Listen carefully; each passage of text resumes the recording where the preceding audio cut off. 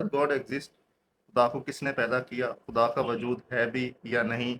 These are some oldest questions humanity has asked. From temples to labs, we are still searching for answers. Today in this video, we will discuss some classical and also modern arguments in the favor of God and against the existence of God. Cosmological argument को आप कलाम argument या argument of काज भी कह सकते हैं, जिससे मुराद यह है कि हर काज का कोई इफेक्ट होता है, हर मलूल की कोई इल्लत होती है। ये दुनिया अदम से वजूद में आई है, एक नुक्ता ऐसा था जहाँ से सब कुछ शुरू हुआ। सो दैट फर्स्ट पॉइंट, वो पहला नुक्ता वही खुदा है। तो फर्स्ट मूवर भी कह सकते हैं आप उसको, अननेसेसरी बीइंग भी कह सकते हैं, या आप उसको ऐसी काज भी कह सकते हैं कि जिसका इफेक्ट ये पूरी दुनिया है। क्योंकि अगर हम इस किसी एक फर्स्ट पॉइंट को नहीं मानते, यहाँ से सब स्टार्ट हुआ है, तो हम इन्फिनिटी में चलते रहेंगे, यानी उसमें हमें कहीं ना कहीं रुकना पड़ेगा। So that first cause is God. Our second argument in favour of God is teleological argument, जिसे आर्गुमेंट बाय डिजाइन भी कह सकते हैं, जिससे मुराद ये है कि दुनिया में कुछ भी हम देखते हैं, कुछ भी बना है, तो उसे किसी ना किसी ने डिजाइन किया है। उसको बनाने वाला कोई है, उसका कोई ना कोई डिजाइनर है। जैसे एक वॉच एनोलॉजी है कि एक घड़ी है, घड़ी को किसी ने डिजाइन किया है, चाहे वो उसके बाद खुद ही चल रही है, लेकिन उसे बनाने वाला कोई ना कोई है। So that this world is in fine tuning order and in complexity. These complexities orders need some intelligence. Without an intelligence, इतनी complex world बन ही नहीं सकता। तो इसको कोई बनाने वाला है, there is some designer. Cosmological argument by cause, teleological argument by design, और तीसरा हमारा आर्गूमेंट है ऑन्टोलॉजिकल आर्गूमेंट।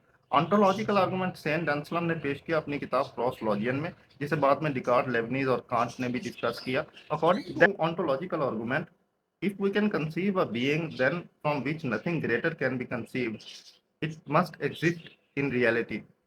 आसान लफ्जों में, अगर हम जहन में खुदा का तस्वर कर सकते हैं, हकीकत में भी उसका वजूद मुमकिन है।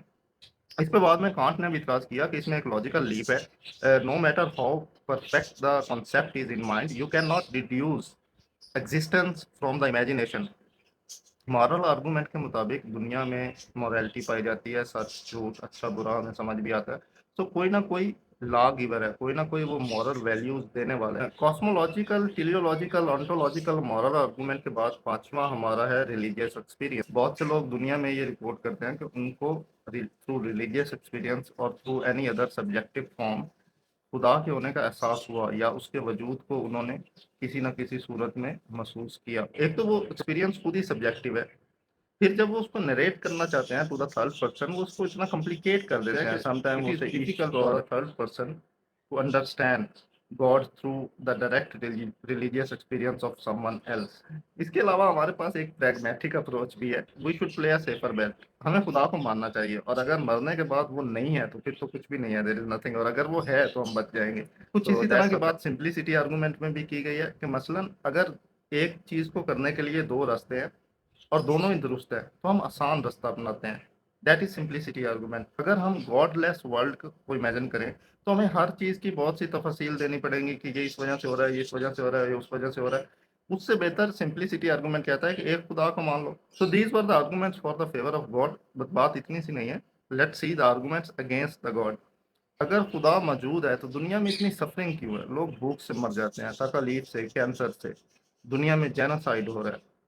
तो ऐसा अगर खुदा ऑल पावरफुल, ऑल नॉलेजेबल है, तो ही शुड स्टॉप दिस और ही शुड इंटरवीन। ये सब नहीं होना चाहिए। प्रॉब्लम ऑफ इवल की डिटेल्स में जाने के लिए और इसका डिफेंस से पहले मैं आपको एथीज्म की तरफ से दिए जाने वाले और इतराज़ात भी शेयर करता हूँ, जिनमें सबसे पहले और मेजर है डिवाइन हिडननेस, कि अगर खुदा मौजूद है तो वो गायब में ही क्यों है, जाहिर में क्यों नहीं है? क्योंकि इस वजह से बहुत से लोग, जिनकी चाहे तलाश सच्ची भी हो, उनको वो खुदा तक नहीं पहुंच सकते, जिनको natural and scientific explanation are enough. हमें हर चीज़ की कोई ना कोई नेचुरल, रैशनल, साइंटिफिक एक्सप्लेनेशन मिल जाएगी। So we don't need God, हमें ज़रूरत ही नहीं है इस पूरे आइडिया को इन्वोक करने की। Now let's come back to problem of evil. Problem of evil दो तरह की है, एक मॉरल इवल्स है, एक नेचुरल इवल्स है। Moral evil like genocide in Palestine, that's a moral evil. Natural evil है फ्लड, अर्थक्वेक आ गए, उससे लोग मर गए, कोई बीमारी मुब्तला हो गई। जो पहला डिफेंस है, that is a free will defence. Free will defence से मुराद ये है कि अगर खुदा हर चीज में डायरेक्ट इंटरवेंशन करे, तो हम अपनी फ्री विल एक्सरसाइज ही नहीं कर सकते। Second defence is soul making defence, कि ये जो मुसीबतें और मसाइब आते हैं, ये आपकी सोल मेकिंग के लिए होते हैं। They teach you courage, compassion, they teach you patience, natural evil की डिफेंस में थीइज्म का कहना है कि नेचर को चलाने के लिए उसको एक सर्टेन पैटर्न देना ज़रूरी होता है, उसको फिक्स रूल्स देना ज़रूरी है। जैसे कि आग आपको जला भी सकती है और आग आपको गरमाइश भी पहुँचा सकती है, तो आग के अंदर एक फिक्स सलाहियत रखना ज़रूरी है। ग्रेटर गुड डिफेंस से मुराद ये है कि खुदा की कोई बड़ी मसलियत है जिसे हम समझ नहीं पाते। In favor and against the God. Both are inconclusive, both are debatable. We are talking about something metaphysical, and there is a limitation to it. Theism, I believe that they are trying to understand the God through attributes. वो खुदा को उसकी सिफात से समझना चाहता है, खालिक है, वो राजिक है, वो पैदा करने वाला है।